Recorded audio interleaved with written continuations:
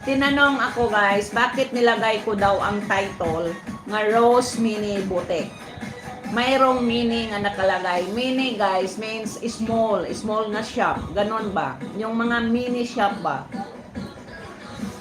Karon, gitanong nila ako, bakit gilagyan kong mini ang akong shop, Rose Mini Boutique? Kaso, sabi naman tong isa, tinanong niya ako, kailan ba daw ako maging maliit? Kailan ba daw ako maging mahirap o maging mini? Wala ba daw ako na ko'y pangarap paglaki sa akong business? Ba't ilansang ko daw sa signboard ang mini boutique? Yun ang sinabi nila sa akin. Yung dumikit sa akin, bakas lang po. Ayan, sundan ko bakas mamaya. Balikan ko magkatapos dito. Oh, tapos, yun naman lang ang naisipan ko guys. Kaya siyempre, maliit man yung tinatayo ko nga shop. Maliit man. So, gilagay na ko ng mini is meaning is maliit na shop.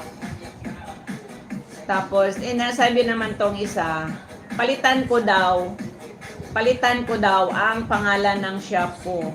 Alisin ko daw yung mini, yung small shop, yung maliit. 'Di ba ang meaning sa mini is maliit? So palitan ko daw. Kasi kung ilansang mo daw 'yon sa shop ang imuhang